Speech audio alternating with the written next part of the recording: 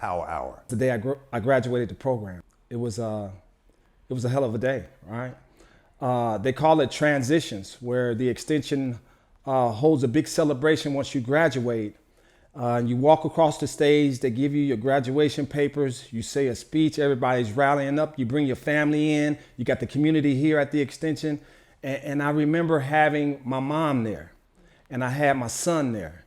And I had wrecked those relationships in the past, but this one time they were there rooting me on, and I looked into their eyes and I saw a look of admiration for the first time in my life, and it touched me.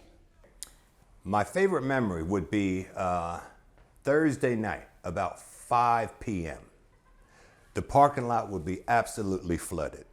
Again, you would see the alumni pouring out of the vehicles because we had this ceremony. It was a transition night if we had people transitioning, but there was the thing called the Power Hour. And J.J. Bremner, that's his baby. His thumbprint is on Power Hour. More like a recovery motivational meeting. There was standing room only every Thursday night.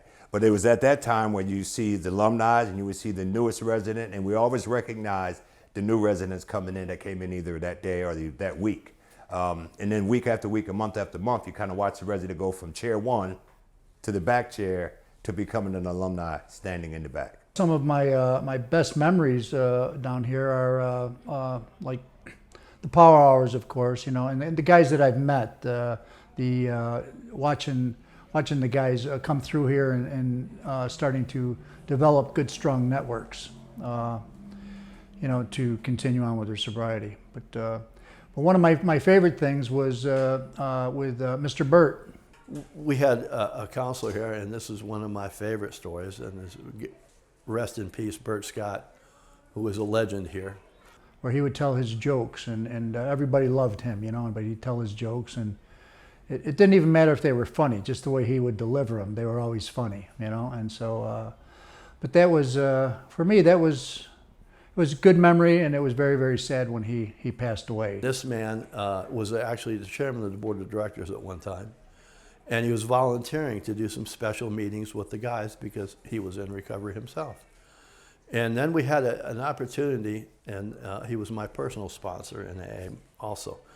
And we had an opportunity, we had an opening in a case management position, and at this point he was 67 years old. And I said, Bert's not going to want to do this. He's in his golden years. And he jumped on the chance, and he came to work for us. And the lives he touched and the things he taught me and taught so many people are legendary. He went on to the arduous process of becoming a certified counselor.